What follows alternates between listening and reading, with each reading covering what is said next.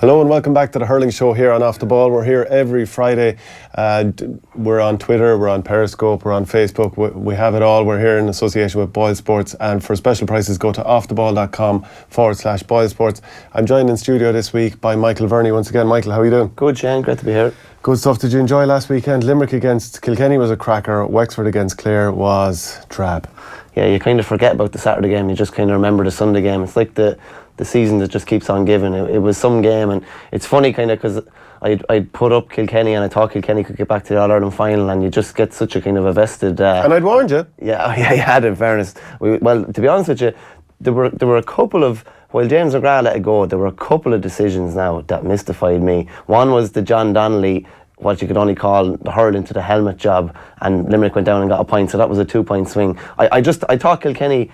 Funnily enough, I thought Kilkenny found it harder to earn their frees, while the stats might not back that up. Well, what are awfully people like you going to do now? Because your love affair with Kilkenny, and because you've been down the doldrums so long, all you've got is your Stockholm syndrome with Kilkenny these days. You always follow the provincial, whoever the provincial winners are in their own province. You've made an art form of it. We're in trouble now the last 2 years, definitely. But no, Sunday's game was that was probably the best game of the year, realistically. And I think, funnily enough, I think the conditions and everything just made it even more intriguing, because there were probably a few more mistakes. It was more difficult to maybe get your hands on the ball. But I just thought, while I was kind of rooting for Kilkenny, Limerick were the better team, and I suppose the response to the goal was massive psychologically for them. Tom Morrissey picking up that ball he picked up on the 45, and he just meandered the whole way down the field. They were just so cool, especially when the pressure came on, and it just showed a real kind of sign of maturity. And then of course they had the bench to come in as well. The half-back line was so dominant as well. Limerick, after the first 20 minutes, Kilkenny got no joy really out of their half-back line at all. And I suppose something that maybe might have gone kind of under the radar is Kyle Hayes took Killian Buckley out of the game completely. Yep. While he mightn't have been in the game massively himself, he completely took him out of the game. I think he was switched to wing back as well, and that was one of Kilkenny's kind of major platforms taken away. But it was brilliant. It was kind of a game that had everything. And Murphy, we've kind of lauded him since the start of the year, or even the last couple of years. But they were just beyond belief, some of the saves. And we'll have Tommy Walsh coming on talking about Kilkenny and basically the legacy that is Cody and just on Cody, but it's phenomenal, because I don't think anybody could have predicted that they would be as competitive as they have been. And it's down to him. Well, really, getting the best out of his players. Yeah, well, he is. He just seems to get that kind of fighting spirit, and even that, they were probably carrying a couple of lads at different stages in the game. If they get to the stage where Richie Latty can do that from the start, and John Donnelly can do that from the start, which they probably will in time, they're in a very healthy position. Here's the thing, Kilkenny teams of old, when they were absolutely stacked with all-stars, let's say 8, 9, 10, 11, they had Richie Hogan on and off the bench until he was about 24, and he ends up being hurler of the year. We all knew he was going to be brilliant. TJ Reid, the same, hurler of the year. Whereas now they've got players that are 19, 20, 21, and they're throwing them in, they might end up being great players down the line, but they're throwing them in so early now. Those players that are in there now would never have been thrown in 10 years ago. No, they wouldn't have been, in fairness, and because they probably haven't had to serve the same apprenticeship as the likes of TJ and Richie had to, in fairness. But as I said, if John Donnelly and Richie Latty and these guys can do that from the start, and it will take a couple of years, but invariably they probably will when they're 23 or 24, they're going to be dangerous again. But he just has bred that kind of spirit into them again. They look like they're going to win the game with 10 minutes to go, So we'll have Tommy on talking Kilkenny Limerick. We're going to have Liam Griffin on as well, talking Wexford Clare and the latest with the CPA. I also did a feature interview with Kieran Carey, which we'll have on. What a legend he was back in the glory 96, and I'll never forget that point. Broke Clare hearts. As a Tipperary man, of course, I hated him at the time, but you have to accept he was a great player. But actually, speaking of the clubs as well, because we will have Liam Griffin on, it got me thinking, what are some of those great club names out there? And I did a piece on this in the past, and there's Koala is not a bad one. Koala's yeah. Koala. Yeah, Koala, yeah. But there's a junior hurling club down in Kerry, and it's called Ladies Walk. What do you make of that? I never came across that one. And if any of our viewers out there have any club names or interesting club story backgrounds, let us know. Actually, Glen Rovers jersey, you know the way it's green? I love it, yeah. It's hoops of green, white and black. Yeah. But it was actually after the 1916 and the people who had been killed and all that, they actually put the black band around it as a sort of a commemoration to the dead. I love that. That's as old school as you get now. That and the UCC jersey, I know it's not a club. With the skull and bones. You don't get much better than that now for me. Yeah, but UCC, come on. It's a bit much. Come on, we're sicky. But back to the Ladies' Walk. The reason it's called Ladies' Walk, I'll just read out a piece I did it before. They're located in the Ballyduff area of Kerry and have largely hurled at junior and intermediate. The name originates from a house owned by the British hierarchy outside Ballyduff back in the day. The story goes that the women of the house used to walk along a path out front, and then the Ladies' Walk stuck from it. Any club names that stick out for you? One in Kilkenny always, I've never actually been down around there, the Black and Whites. I just think that's a brilliant name. It is a great name. One in Offaly as well. Why is it called Black and Whites though? I have no clue, Shane, I won't lie. Because the parish name is too difficult for outsiders to pronounce, and the parish name is? Very good, no, fly away. Skihov-Oakstein. Good man, Skihov-Oakstein. Yeah, you give it back to me fairly well. Ballyskinnock in Offaly is not a bad one. Home with Brendan Murphy and David Franks and all those guys, and they actually joined with Ballyskinnock and Killa Villa, and at underage they are called Skinocka Villa. That is a mouthful. It's a horrid mouthful. Different, alright, yeah. Rapparee's Starlights. That's down in Wexford, yeah. We are. I hope you're not watching the video version of this, just the podcast. Let's see, there's Anshan Pobble down in County Waterford. So it means old parish, and it claims to be the oldest town in Ireland. So there you go. And then Staker Wallace down in Limerick. Yeah, that's a brilliant one. I came across that one before, actually, yeah. So just to read out the background to that, representing the parish of Martinstown/Bulgadin, this junior club is named after a local hero named Patrick Wallace. Stacker, as he became known, was hung, drawn and quartered by the pro-British nobleman in 1798 before his severed head was displayed at Limerick jail and his body staked locally after the failed uprising. Hung, drawn and quartered and cockfighting all in the space of about a minute. Where else did you get? You couldn't bait with a stick. So we're going to have a quick look at that video of Kieran Carey now, and here's what he had to say when I spoke to him during the week. Kieran, can you tell us about the importance of playing centre back and how you always went about playing it? Yeah, I suppose the modern centre back is slightly different to the centre back in my day. I suppose my mentality really, centre back, if you'd number 6 in your back, really you had to take charge, you had to take authority, you had to be a leader, you had to stand out, you had to cover 5, you had to cover 7, you probably had to track back a bit slightly, and at times you were kind of a natural sweeper, but you had the shadow of 11. Whereas the modern sweeper, there's no one around, so it's tailor-made for any fella who has any bit of hurling really. If there's the modern sweeper, you should see him stand out in the modern game. But back it's slightly changed, but the philosophy still is the same.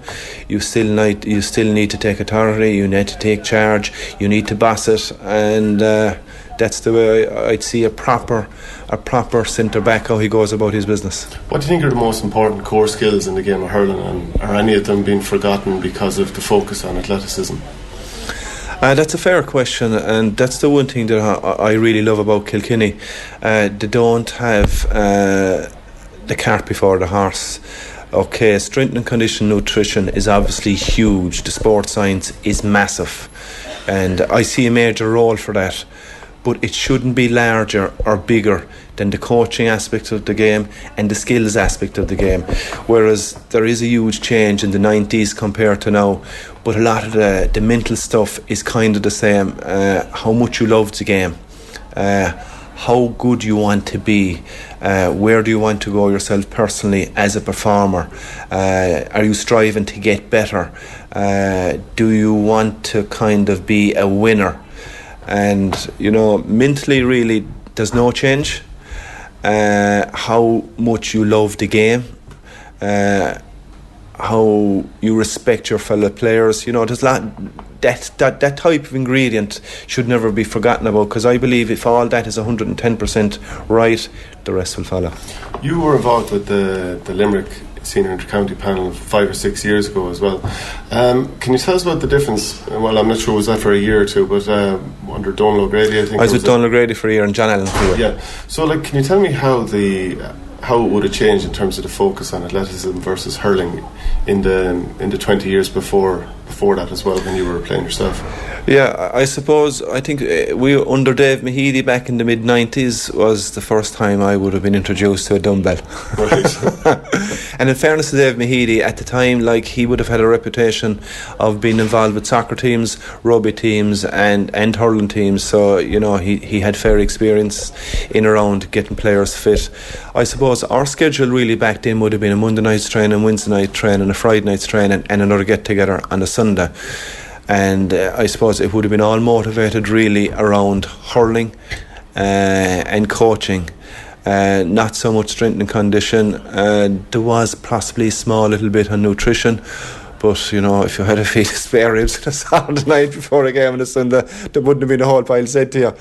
But as now the whole thing has kind of totally changed, and you know, fellas are watching their intake of every bit of food, their intake of fluid. The whole thing is kind of scrutinised. You're nearly a commodity now, and you know, sometimes that can kind of hold a fella back from maximising his raw true potential. Do you think some of the joy is gone out of the game because you're talking about the extra commitments that's there compared with when you were involved? Like, the schedule there is the players probably are doing the same schedule, but yet they're probably going on a Tuesday and on a Thursday to the gym session. And like, you know, freshness is huge in the modern game, whether it's hurling, football or soccer. Nutrition is also huge, but I actually just think having a bit of a balance there, you know, it's still amateur, and you know, at the end of the day, every manager who puts their head in the chopping block, you know, it's kind of results driven. So they're bringing their crew in with them. They're going to come up with new ideas, whether it is good or whether it is bad. If it hasn't been done before, usually they tend to buy into it. So, you know, I still think if you strip away a lot of the stuff, a whole pile of stuff hasn't changed mentally, but obviously there's a lot of stuff that has changed. You're currently not coaching a team. Can you tell us what you're putting your focus into at the moment? Yeah, I suppose I took a time out this year and last year because I'm in the middle of finishing my degree in psychotherapy, counselling with addiction. Now that I've that done and dusted and parked up, yeah, definitely I love the thought of I love the challenge, number one, of managing and coaching, and I love the testing of getting 35 players and just seeing how much percentage I'm going to add to them individually as players and as a squad. And I just love the pressure of it really, because, you know, as I said a while ago, you are going to be tested. The head is on the chopping block, and how good are you, and what is your handprint that you left in that team. So, you know, that's down the road. But as I said, the last 2 years I took time out to kind of, as I said, as a mature student, you'd have to kind of give that your 110% focus, and that's what I had to do. It's good fun on Rag Week all the same. No, actually, no, I wasn't involved in Rag Week, no, or Freshers Week or any of that, you know, at the end of the day, so I gave that a bit of a skip. But, you know, it was tough going at my age, going back doing the books again and doing assignments and doing thesis and all that. But, yeah, you know, I got there bit by bit. So psychotherapy and addiction, is there any application for that within sport? On the face of it, it might not sound like there would be. Yeah, absolutely, 110%. It isn't a million miles away from sports psychology. And when I think back on my own career with my club and with Limerick, the more freer I would have been in the top 2 inches between my left ear and right ear, it was inevitable I was going to produce the goods. And it might have taken a simple thing to have derailed my performance. It could have been a remark by my wife, it could have been something at work, it could have been how I acted to my kids, whatever it may be, but there could have been a knock-on effect. So the more wellness I was, and the more I felt that I was well, and there was no other side shows or no other kind of Duffy Circus stuff, as I said, once that was free, it was inevitable, like I was going to kind of produce the goods. So there is a role there, yeah. And do you think in the long run, would you like to get involved with Limerick again, possibly as manager in the future? That is a question. Well, to be fair, if you ask that question to any past inter-county hurler, I think you'd know the reply, and mine would be no different. Right, okay. And then a final question. What do you like watching your daughter Sarah play for Limerick, Limerick's camogie team? What do you like on the sideline? I'd be fairly cool now, to be fair. Yeah, I suppose, you know, I believe as a manager anyway, you know, at the end of the day, you can't allow certain emotions, you know, grab you on the day of the match. You know, you need to be seen with a kind of proper lens. And for me anyway, I think the coolest person always comes out in tight. But obviously there's a flutter within me when I see my daughter playing. She's a good little hurler. And the same would apply for Keane Lynch as well. You know, he'd be the same blood as myself as well, down the line. So obviously there would be an extra sense of prideness watching it, but I'm good enough to contain it. Thanks very much, Gary. Okay, you're very welcome. the fella says an ounce of breeding is as good as a ton of feeding, isn't it? That's a fact, yeah. He was some bit of stuff, and like Keane Lynch was brilliant the other day. Like the acorn probably doesn't fall too far from the tree there. Just very interesting what he was saying about the strength and conditioning side of things, and like I'd still be of the opinion that a lot of that can be done while still applying skill work, while still, particularly hurling when there's so many skills involved, that there's an awful lot that you can do that can still be with the ball. I don't feel like it has to be maybe as isolated, maybe as some coaches. Well, give an and managers example then, because a lot of people will be out there saying, well, how can you do like the gym work to make your legs stronger and also be running around in the field pucking a ball? Okay, we'll just say speed work, for example. Yeah. Like why run 30 yards in a straight line when you can, we'll say someone blows a whistle and the ball is thrown 10 yards to the left and you're running at an angle and picking a ball. Like at the end of the day, if you can run 30 yards in 4.5 seconds, great. If you can run 30 yards and pick up a ball at similar speed. And some people need to, probably some players need to realise as well that maybe they actually need to slow down when picking up the ball as well. So it's just kind of little like kind of idiosyncrasies like that. And even like there's a lot of, we'd say, the gym work. I don't like if me and you stood beside each other and did a sprint. I'd dust you. Possibly, no, I doubt it. No, but like if we were tussling for the ball first and pulling and dragging of each other for a second before the whistle went, like it's 10 times harder. Yeah. Like 10 times harder. I just think there's particularly well in football as well. There's nothing like introducing that bit of actual like game physicality. Yeah, game specific. It needs to be. You've been to the gym and I've been there as well, and you do a session and like you're bollocks after, but it's not like me and you fighting for a ball for 10 seconds in the corner where you're literally like you're compared to a ruck and no, you can't. No, and I just think a lot of that maybe is what more that probably needs to be going on, more kind of game specific stuff. Well, I thought it was very interesting what Kieran Carey said about what's going on between his 2 ears is very important in terms of how he plays. When you were playing for Offaly, was that a consideration where you needed to be mentally focused, and if stuff away from hurling was affecting you, that it might, then on the field affect your performance? Well, I remember playing one particularly bad game. It was actually against Waterford in the 08 probably qualifiers to get into the quarter final, and I got an absolute scutcheon from John Milan. I was gone after 25 minutes, and as a young player everything is fine, I suppose, until you have a setback.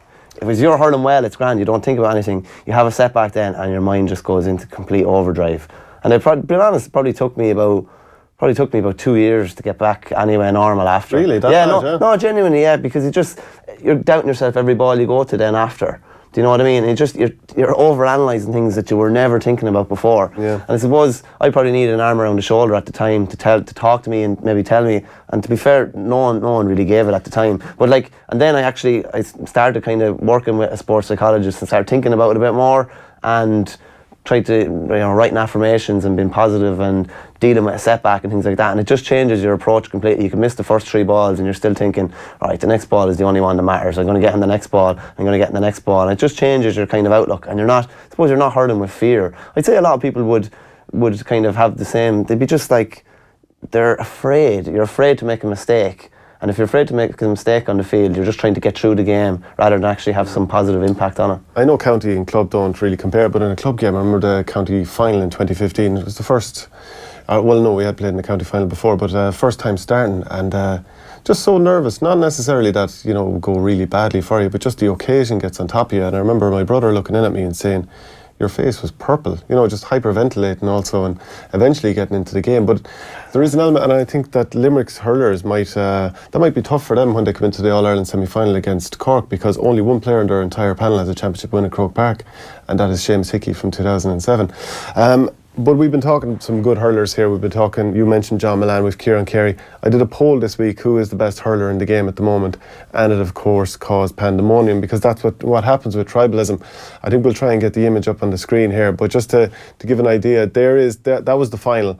Now, we had a draw of 16 players, and they were all pulled out of a hat. And in the first round, just first of all, Joe Canning beat Dahi Burke in the final 65-35. I don't think it was ever really in doubt. The thing is, when you have a forward going against a back, it's always going to be, the forward is invariably going to win out a lot of time. It probably is, yeah. It's a sexier position, isn't it? But just to give the idea, we started off with the last 16, and it was Patrick Horgan against Paddy Maher. Horgan won that handy. Canning beat John Conlon, who's possibly the hurler of the year at the moment. That could have been a final pairing. It's amazing. Seamus Callinan was trounced by TJ Reid. There might be a bit of recency bias there, because Callinan's had some great years. Tony Kelly trounced Crummy, as that was always going to happen. Pádraig Pádraig Walsh beat Pádraig Mannion by just 1%. Well, Pádraig Mannion's to me one of the best hurlers in the country at the moment. Yeah, I was very surprised to see Austin Gleeson lose to Owen Murphy. Again, if Waterford were still going, I'd say he would have won that, even though Murphy's been brilliant, which we've waxed lyrical about. Jamie Barron lost to Dahi Burke, Harnedy beat Tom Morrissey. Then the quarterfinals, Horgan lost to Canning, Reid beat Kelly, Pádraig Walsh lost to Owen Murphy, and Dahi Burke beat Harnedy. Semi-finals then, Dahi Burke beat Owen Murphy, but the other one, Canning against TJ Reid, with 12 minutes of the poll left, it was actually neck and neck. Go ahead. Yeah, and Reid ended up losing. It was 52% to Canning and 48% to Reid. Canning beat Dahi Burke handy in the final. Who do you think is the best player? Well, Canning definitely earned it because he had a stacked draw against him, in fairness. Yeah. But who do you think is the best hurler in the country at the moment? I think for what he does for his team, it's kind of hard to look past TJ at times, because I think he's kind of carrying a forward division. Canning has delivered probably over a decade. I think Patrick Horgan is up there as well at the moment, because he just has consistently delivered for the last couple of seasons. I'd probably have TJ though, to be honest. Well, over the phone we have one of the greats. Tommy Walsh, how are you doing? Shane, how are you keeping? Flying it. Who's your best hurler in the game at the moment? Yeah, we'll say, as in at this moment in time, at this year, Dahi Burke or Horgan. Really? So definitely. I'd like to pick the two of them, because it's hard to kind of compare a back and a forward. So as regards best back in the game, Dahi Burke, best forward in the game, Horgan. And I just, you talk to me in 2 months' time after the All-Ireland, that might be different, but as in this moment in time, if I had to pick one of each in the form of their lives, is the two boys. Like Dahi Burke, I think, inspires the whole team, inspires the whole crowd.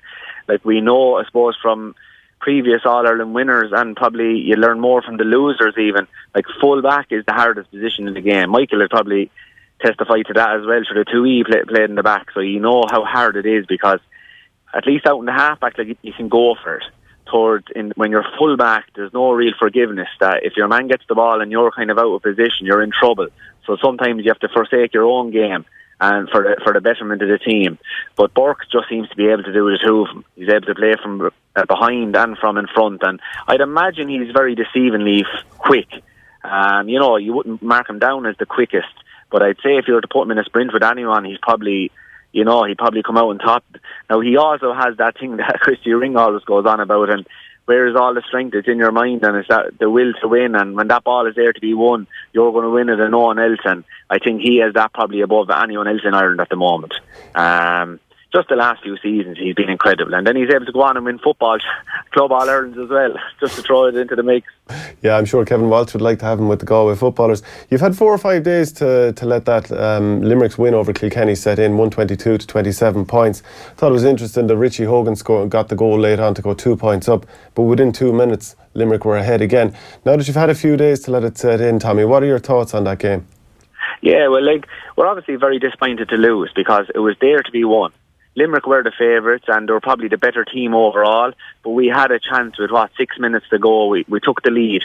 If we had to maybe, held firm for maybe 2 or 3 minutes at that stage, like suddenly the Limerick lads are looking up at the clock and it's 67, 68 minutes and they're 2 points behind. They got the point, Tom Morrissey I think it was, got the point straight away. And that kind of happens even just instinctively and without even too much thought put into it, because they're rocked by the goal, but straight away to have a point. So you go from, a 3-point swing to it's only 2 points now because you have the score got back straight away. So I think that was massive for them, but we're massively disappointed that we lost. But over the course of the season and the performance of the team, we're delighted. We're so proud down here, because no one knows more than anyone, how we don't compare this team to the team of, say, the 15, 20 years, going back to probably 98 when they started reaching All-Irelands nearly every year. We kind of look past that, because I suppose, Shane and Michael, if you go back and look at the record, Kilkenny's record, we have been one of the dominant forces, I suppose, ourselves, Cork and Tipperary, for the last, 125, 135 years. But if you go back to the decades, back past, say, go back past the current team, well, the team previous, the 90s, we won 2 All-Irelands. Back to the 80s, 2 All-Irelands. Now the 70s, we had another, probably the other team that would, I suppose, compare to the team that won all the All-Irelands recently, with Clare and Noel Skean and all these guys. They won 4 in the 70s. Go back past that then, 3 in the 60s, 1 in the 50s, 1 All-Ireland in the 40s. So All-Irelands, Shane, are hard to win. And we know that more than anyone. And so, like, we've already won 4 this decade. So, like, these guys, we're just going to encourage these guys, get them to keep going. Like, you had 6 or 8 guys this year who were making their kind of debut. It was their debut years, really. But the big thing was they were all at the one time, Shane. It's a lot easier if you bring in 1 or 2 every year, coming into a team that is already kind of, experienced. These were all coming in at the one time. So we're massively proud of them, and, we know there's work to be done. And, I'd say even not so much the gym, but this is a different time now and probably a different style. And they've definitely improved it this year regards, hitting the ball up through the lines. And, next year, I suppose, they'll have to move on their forward line even more so, maybe movement and passes, because, we'll have to keep improving our scores from play. Tommy, just on that, and you talked about kind of the volume of kind of new players that have come in. It's a remarkable job probably that Brian Cody has done maybe this year as opposed to maybe any other years. I know John Milan said he's been watching Cody for 20 years and he probably learned more about him this year maybe than any other year. Like he has done a masterful job, and you're league champions, of course, at the end of the year as well.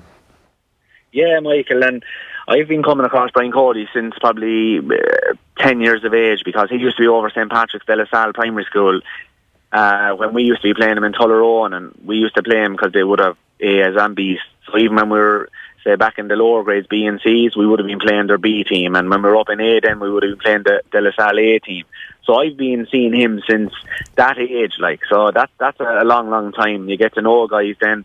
I suppose the closer you get to him, obviously we're with each other in the inter-county setup. So his main thing is he loves the game, and he has serious belief in Kilkenny hurlers. Why does he? Because he's seen these guys, Michael. Like, you're not in a dual county where a guy's picking up a hurl every second week. These guys are living with their hurls from 3-4 years of age, since they can go to matches with their fathers. Like, like this club games, not this year, but usually this club games going on every weekend. And fathers and mothers, they're bringing on their young lads as soon as they can, really, to the matches, because it gets them out of the house and it's a social thing. And so with that, then they're hurling every day. And, you might train once a week as a young fella, or twice a week. That's an hour. But you're probably spending another hour or two every single day between being at matches and messing around at home. So Brian Cody has serious belief in Kilkenny players. And I think that's where we've seen the spirit of him this year. Like, it's easy when you have all the winners' medals in your back pockets to back it up with confidence. But these are young guys who have been shown massive faith by their management and public. The Kilkenny public have massive faith in these guys as well. And I think we saw that both Galway and Limerick, when they could have really pounced and drove it home and won by a lot more, they were able to be there till the very end and could have snatched victories against either team. Mick, there was 11 different scores for Limerick in that game. Do you see them as All-Ireland contenders? I know you didn't fancy them to win this particular quarter-final, but do you see them as All-Ireland contenders now? Go on, Michael. Sorry, Tommy. After the other day, you'd have to say they play with that same kind of style that Galway play as well. Most importantly, they have a dominant half-back line, no more than Tommy and the boys back in the day. They're very, very hard to break down. After that 20 minutes of dominance maybe that Richie Hogan had at centre forward, Kilkenny found it hard to kind of break them down. Like, every time the ball went down, Dermot Byrne seemed to be on it, or Hannon seemed to be on it, or Dan Morrissey was on it, and they just found it hard to break down. Then they have that, what you need now, it's kind of the modern day half-forward line, guys who can put in serious work rate and will shift back even as far as 12 men in their own half at times. Yeah, and I suppose that Morrissey's point there after the goal kind of typified it, like that's the role of the half-forward down, to have that massive energy that you need. That's what Galway are doing as well. Cathal Mannion is coming back, or whoever's on the other wing is coming back as well. There's no reason why not, and they do have the dangers inside now as well. Like, I thought Graham Mulcahy was brilliant the other day. He just looks, they were able to create the space for him, and even when Kilkenny were on top, they still were able to create a bit of space inside.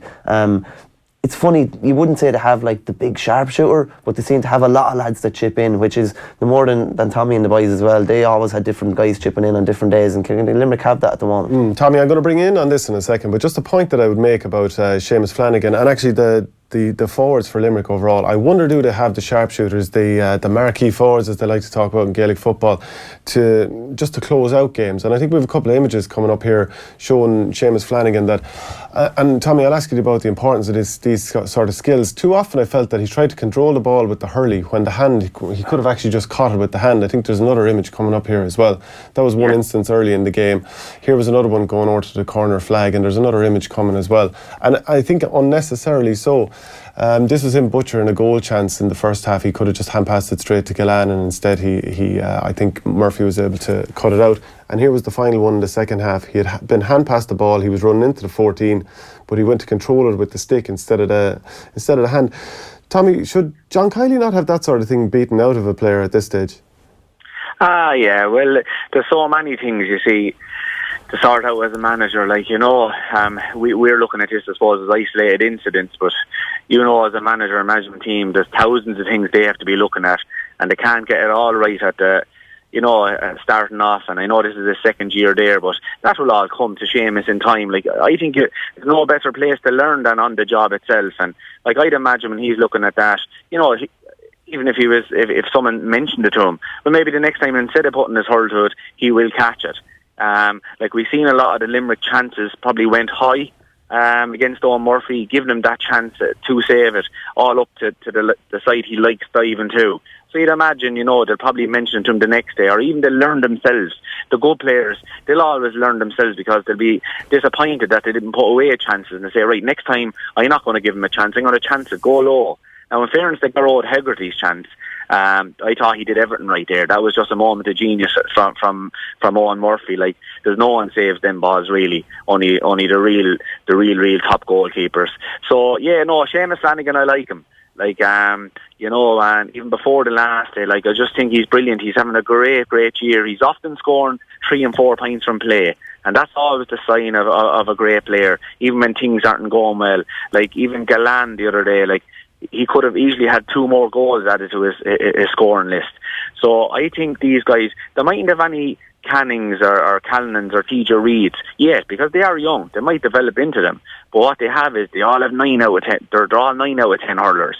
They're absolutely brilliant. Like, they scored 27 points the other day. Like, and as one of you said there a few minutes ago, there was a lot of them from play. So no, they definitely have the scoring power to go on. And they even, I suppose they probably don't have the best forwards, because Galway probably have the best forwards, but they'll put a fair marker up to them now, in fairness. Like, their half hour line, Michael, you mentioned earlier on about the half back line, their half hour line is immense as well. And this is where I think that the likes of the sweeper teams get a bit confused, as regards, they talk about the likes of Limerick, that they're all these guys back at defence, but they were back at defence, but straight away they're gone up into the forwards. So they're not just sitting back there. Like, a lot of the time they will have 6 forwards up there at the same time as well. So that's why they're able to shoot the lights out as well, and they're not just relying on scoring from way out the field, because their percentage shots when they're scoring from out the field. Okay, brilliant. Thanks very much for that, Tommy. Yeah, no matter, Shane. We'll chat to him again soon. We're just going to move on to Wexford versus Clare now. We've got a video with Jamesy O'Connor talking about that match. I think it's probably reached the end of the line. I think Davy has to come back with something different, something fresh for the Wexford players. Now, I thought going down it was a 50-50 game, because there were 2 Wexfords this year. There was the Wexford side that were just not at the races against Galway, and then there was the Wexford team that played superb stuff for probably 45 minutes against Kilkenny, and probably should have won that game. And the real Wexford probably lies somewhere in between. And I was expecting, it was a big game. They had the guts of a month off, I suppose, to get themselves ready for it. And I thought they'd bring huge energy and huge fire to Páirc Uí Chaoimh on Saturday evening. And at half time, Clare were 7 clear. And to be honest about it, if you put down some wayward shooting, some bad use of the ball by Clare, they really should have been out of sight. Yeah. Conor MacDonald was the only Wexford forward that had scored from play. And I thought that, David Dunn and McGovern both missed last year's championship through injury. And I thought that, with those 2 guys back, because they have pace, that, if anything, Wexford would have evolved a bit more and would be more potent this year. But, the sweeper's use of the ball was Sean Murphy's use of the ball distribution, I thought, was very, very poor in the first half as well. And as I said, teams just now have probably figured it out. And, 7 points behind at half time, you reckon, unless they get goals, they're just not built or equipped to come from behind. And it was only when they pushed up in the last quarter, and Clare again probably got a little bit ragged, that suddenly it became a contest again. But Clare kicked on, and I thought 7 points, the final margin, was probably an accurate reflection of the gap that was between the teams. And I don't know whether the system and what's required of players in that system. I mean, there's massive energy levels. If you're doing O'Keefe, for example, you're expected to cover huge ground, and the Wexford players, I thought some of them just looked drained, and they kept fighting to the end. And as I said, to their credit, yeah, that was Jamesy there.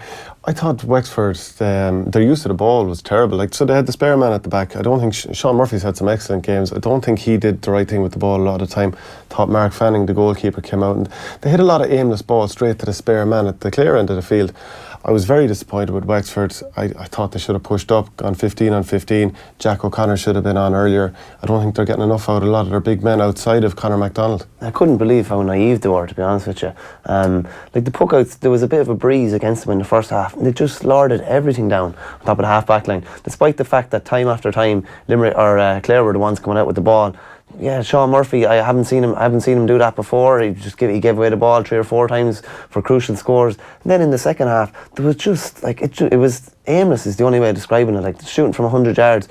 Jack O'Connor, who as well I felt should have been on earlier, he came in straight away and he struck a ball wide from 100 yards. There was no kind of rhyme or reason to them, which is very, very strange for a team coached by Davy. I was just kind of shocked by it, to be honest with you, because we had talked here last week and I was expecting them to go all guns blazing, and for whatever reason we just didn't see it. And you would have expected them to just go gung-ho for the second half and go 15 on 15. They had nothing to lose. You might as well get bet 10 or 12 as get yourself back into the game, and I was just surprised by it, Yeah, so on the line now we have the 1996 All-Ireland winning manager Liam Griffin, who of course played for Clare for a couple of seasons as well. Liam, how are you doing? I'm good, lads. How are you? Not too bad, not too bad. What's your reflections on that game, Clare's win over Wexford? I've just heard what you said there. I couldn't disagree with anything you've said. I think, from my perspective, I'll look back a little bit further back. Davy's done a great job to get us into the top end of the first division of the National League.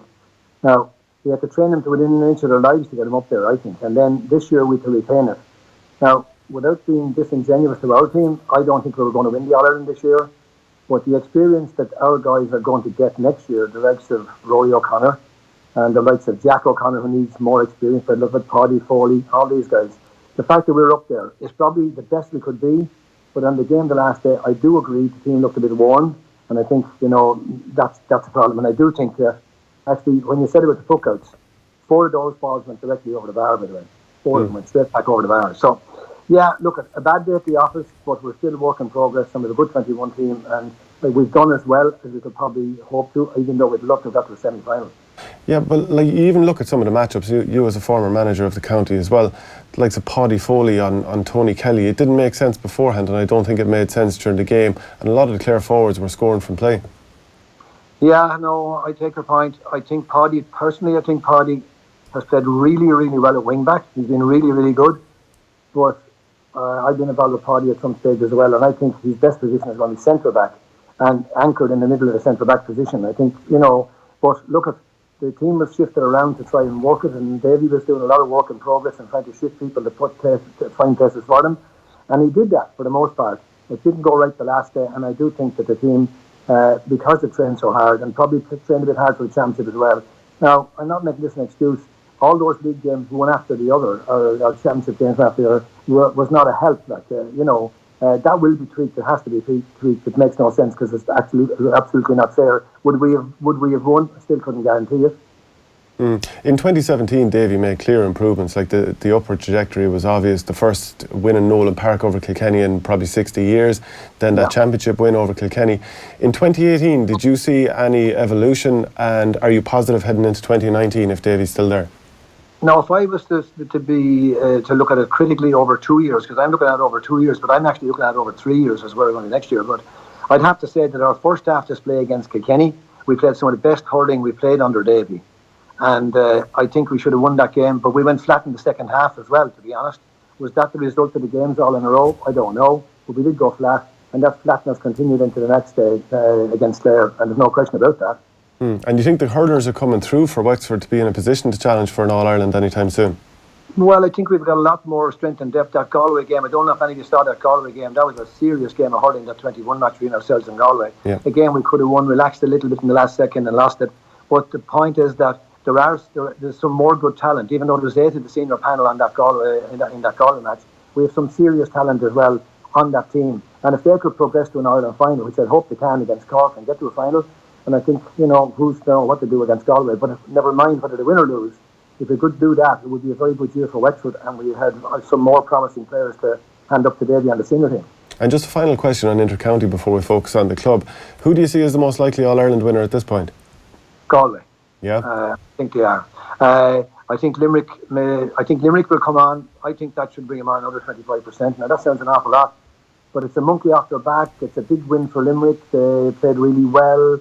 You couldn't fault their game. They fought back from the goal down. I just think that they're a serious team as well. But Cork are good as well, but I still think the best of the bunch is definitely Galway. So Liam, you're involved with the Club Players Association and you're on the executive. Can you tell us what's the latest, because you brought out a report during the week?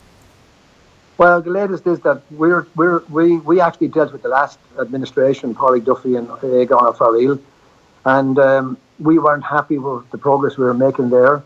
But there was a new regime coming in with John Horn and Tom Ryan eventually, when he was appointed. So we had to be sensible about our approach, and we have been sensible. So we've gone back and appealed to the two of them. We had a meeting, myself and the chairman had a meeting with Tom Ryan and John Horn. I would say it went well. Did it go over the top well? No, but it went well. We were sent back to meet the CCC, which we did. We met the last CCC last time, but we went around the houses after that the last time. We were sent around the houses, and we actually duly did go around the houses to show that we were prepared to cooperate. And at this stage now, we're hoping that we're going to get some results after the All-Ireland final in football, and get something done in the autumn, because it needs to be done, and that's it.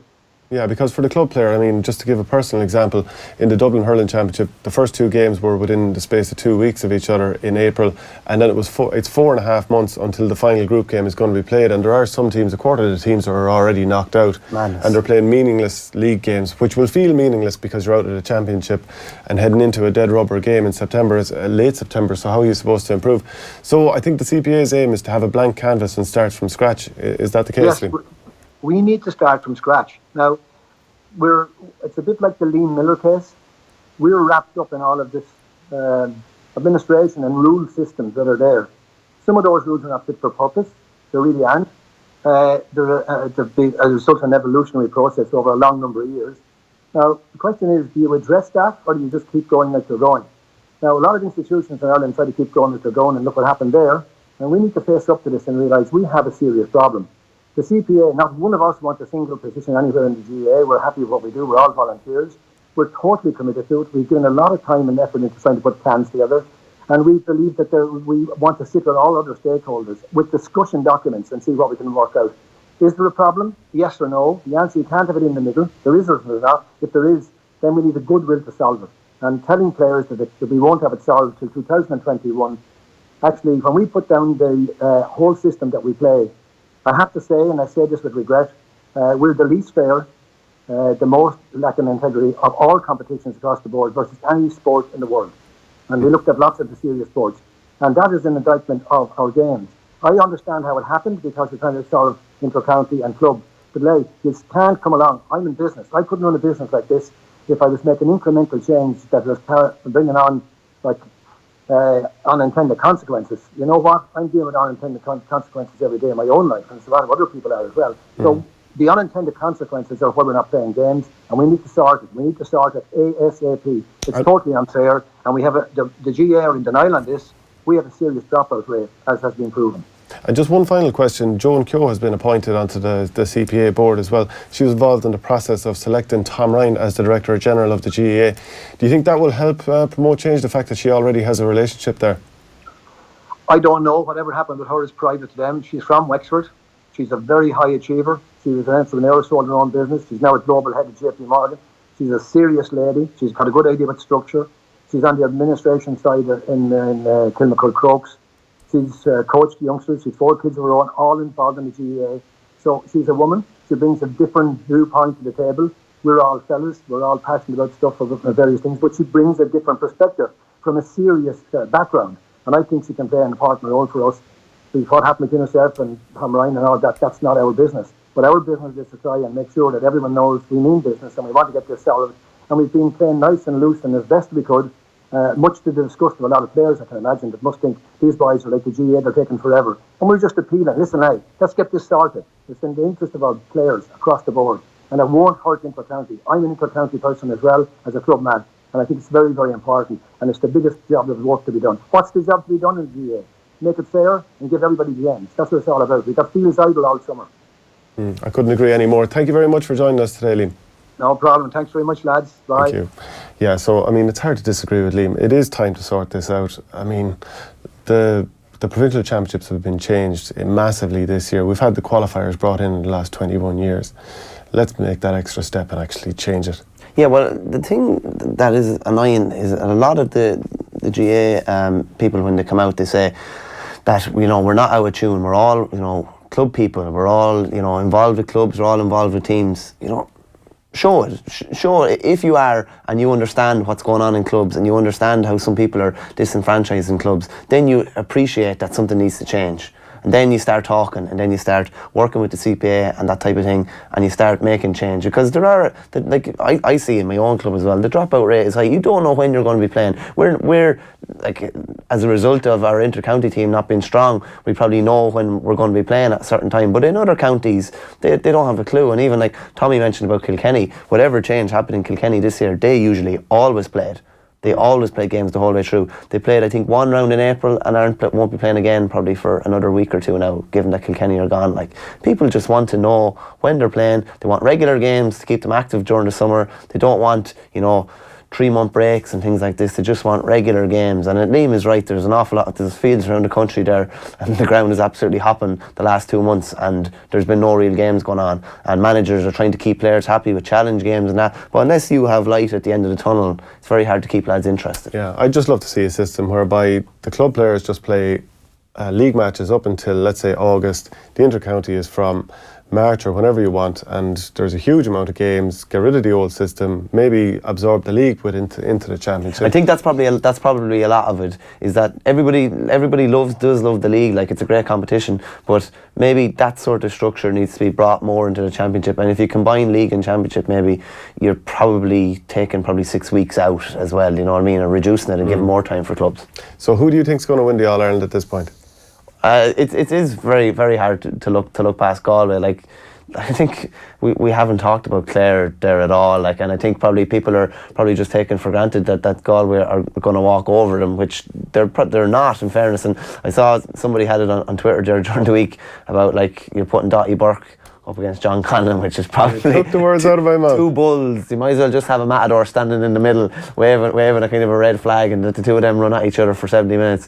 It's going to be woeful interesting. Clare are going to need to go up a couple of gears on what we've seen so far. I'd say the first half of the Munster final is going to have to be produced for 70 minutes, but Galway will stifle them an awful lot. Tony Kelly won't be given free rein like he was the last day, and chances are with Galway and with the really good teams, it's not so much that they go at you so much, but they're gonna put their stamp on the game, and they're gonna try and dominate from the very start.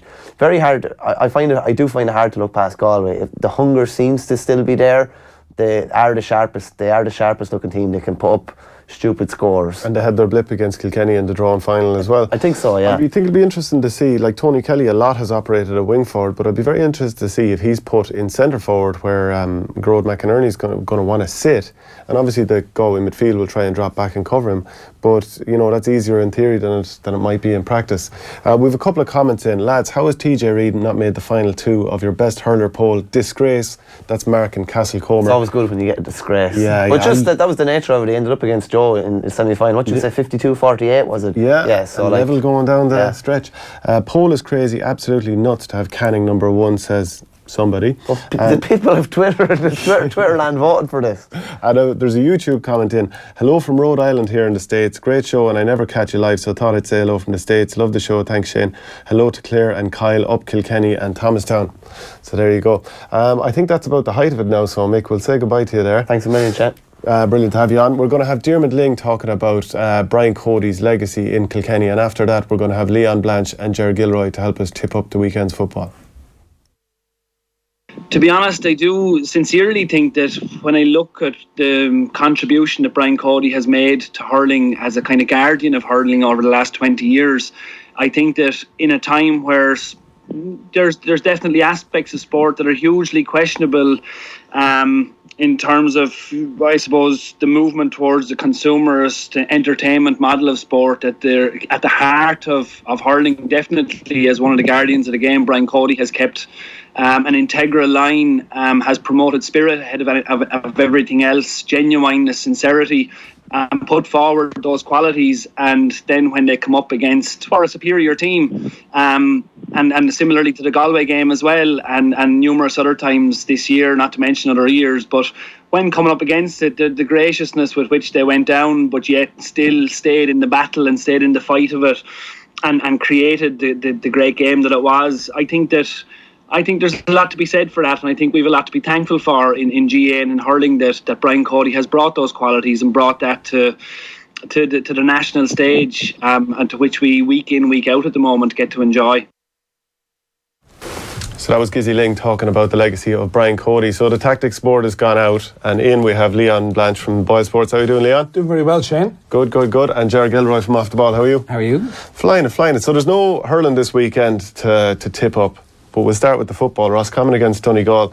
Roscommon. I think you should give yourself a bit of credit for your Daniel Flynn anytime goal scorer. Or was that you? Last week. Yeah. I think, was it 6-1? 4-1, I think. 4-1 anytime. Yeah. On the ball. Yeah. So and again this weekend he's probably the best chance Kildare have, and if he's stopped, you'd imagine that Kildare are going to be in trouble. But just starting off with Roscommon against Donegal. After Roscommon were destroyed by Tyrone last week, 18 points, Kevin McStay spoke about physically how far behind they were on Tyrone. Is that going to be the same thing this weekend, Ger? Yeah, you would expect that to be the case, except that Donegal are a team who are based around pace as opposed to pure physicality. Sure, they have some absolutely mountains men throughout the team, but it'll be a different challenge that Donegal offer them. I'm kind of interested here in, we have is X plus something.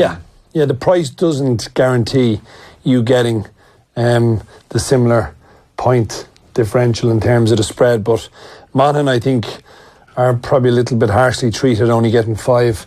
I think it's going to be a big ask for them. Roscommon, sorry, yeah. Roscommon, sorry, Monaghan, jeez. Roscommon. I'd take Monaghan with 5 all day long. You would. Look, I looked at Donegal. I went to the game last Saturday, and Donegal in patches looked okay. In other parts of it, though, I thought they were very much exposed. I think they're going to have to sort out Michael Murphy. He's playing in no man's land at the moment. Towards the end of the game, he was playing up front and he was just chasing shadows because the team didn't even push up. You're losing the game, will you go out and try and win it? Yeah, and look, when they got back, Shane, to 4 points, I was expecting, the last 10 minutes, we're going to see a real go here from Donegal.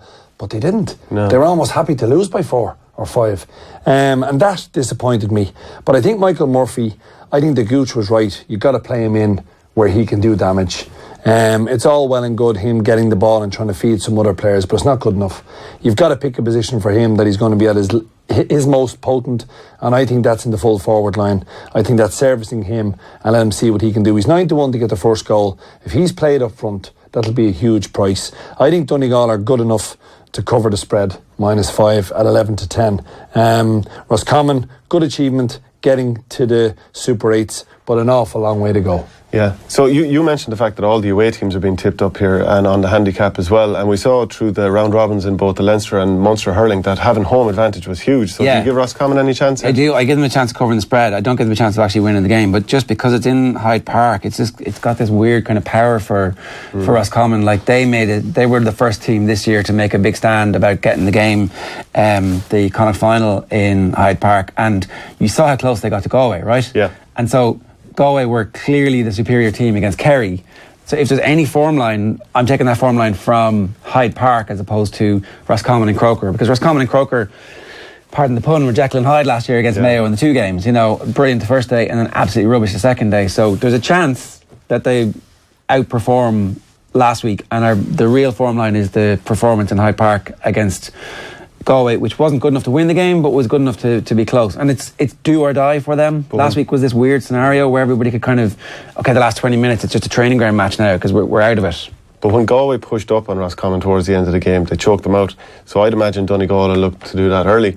Yeah, look, I mean, they didn't get much joy out of anything, out of their own kickouts or Stephen Cluxon's kickouts last Saturday, but we will leave that for the Dublin discussion. But Donegal were totally outclassed on both ends of the kickouts. They won't be coming up against a goalkeeper that is as accurate as Cluxon, and you'd imagine they've got to push right up and put Roscommon under pressure. I'm expecting a big reaction from Donegal.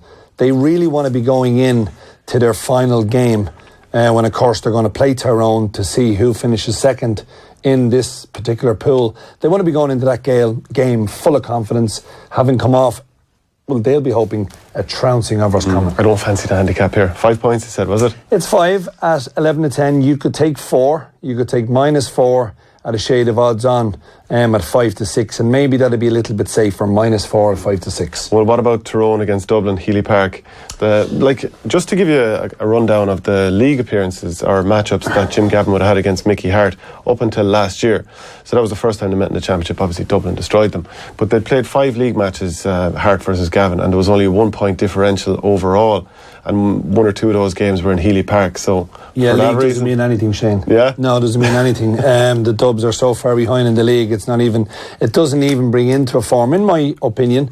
And I think this Dublin side now, they'll want to go and play Tyrone away because of all the nonsense about Croke Park. And there's a couple of big decisions for Jim Gavin.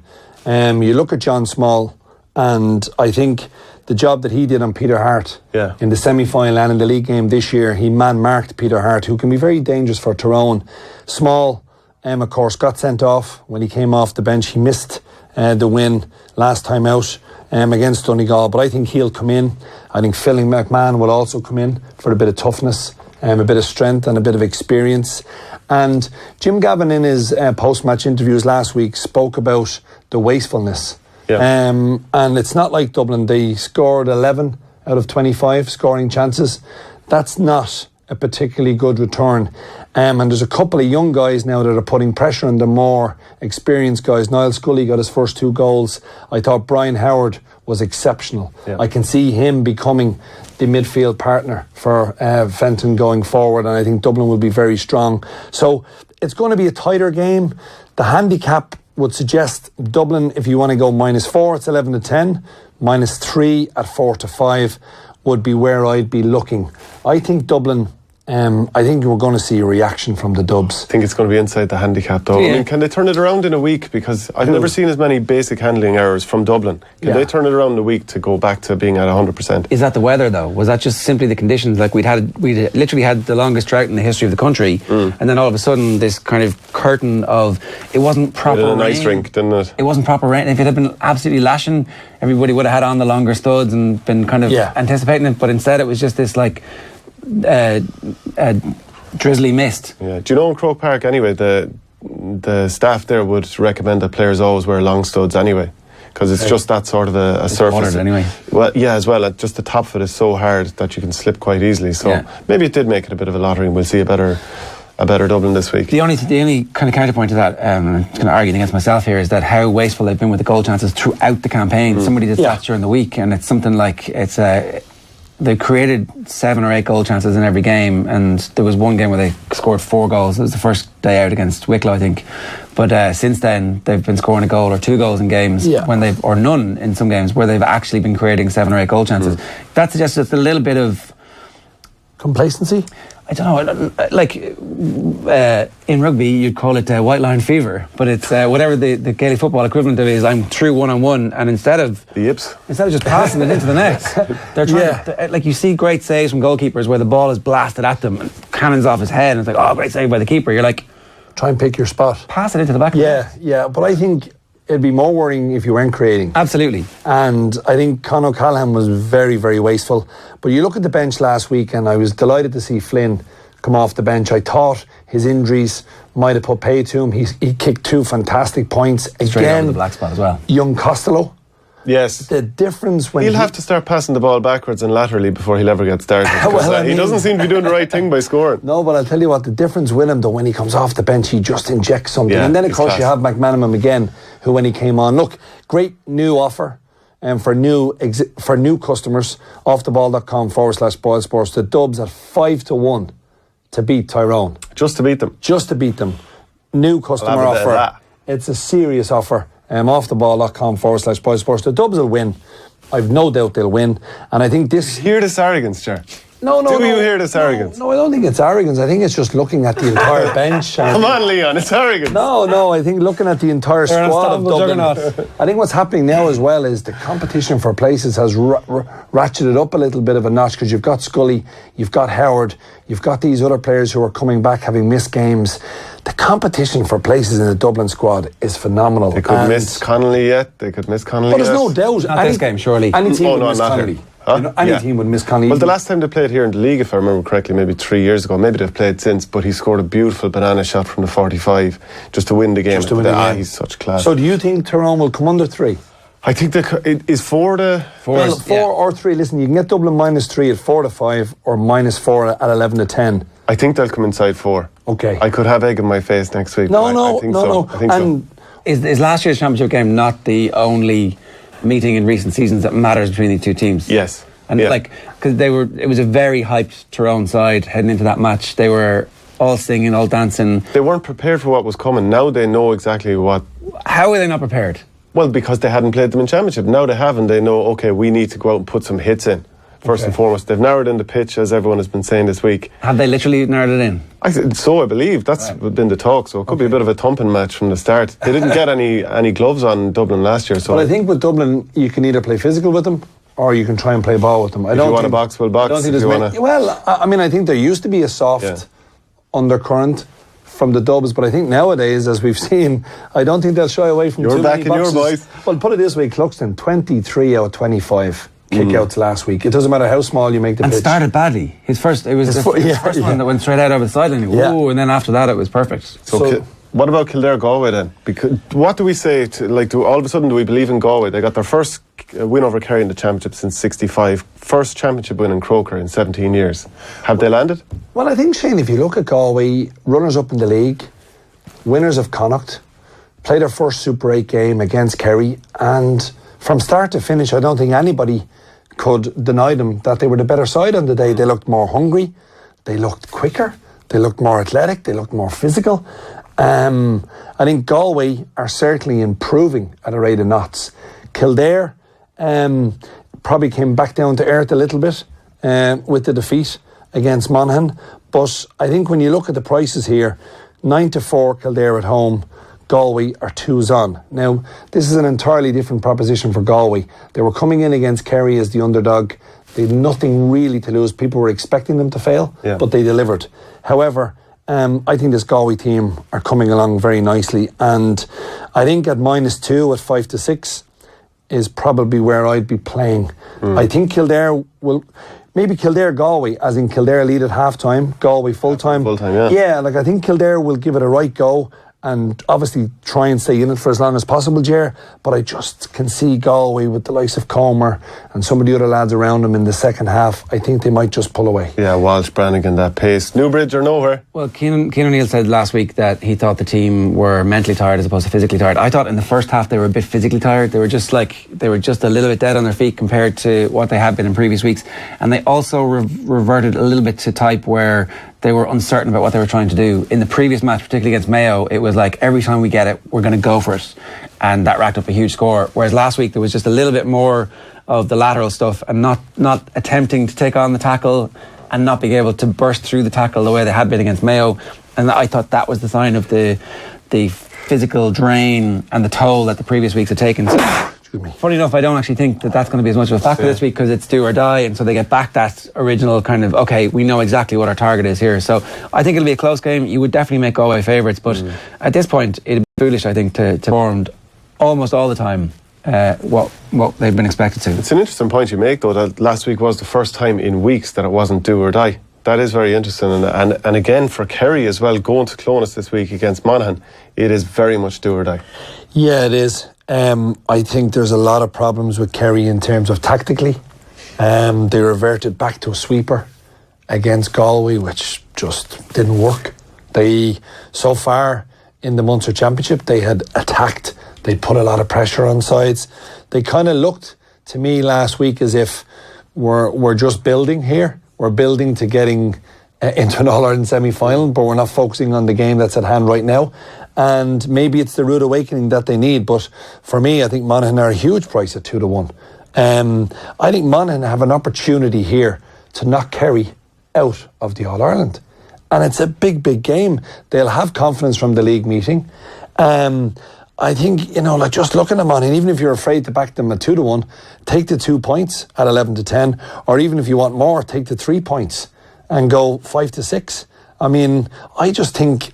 I have a spread gambling theory that if you want to back a team on the spread, take the draw with that spread as well, so you get the -3 draw and you get the win, and that draw is 10-1, so you're actually giving yourself so it costs you, you're paying for it, but it's worth it in the end. It'll be value if you think it's going to be like that. Like I would say with Monaghan, the time is actually now, because if you think of how many years that Conor McManus, the two Hugheses, Desi Moe and Vinnie Corey have been on the road, they actually need to do it now. They can't wait any longer. No, and Kerry are a young team, I will give them that. And Clifford, what did he get, 1-4 or 1-5? Yeah, not bad. Not bad at all. And okay, listen, his goal came when the game was over, but he finished it expertly well.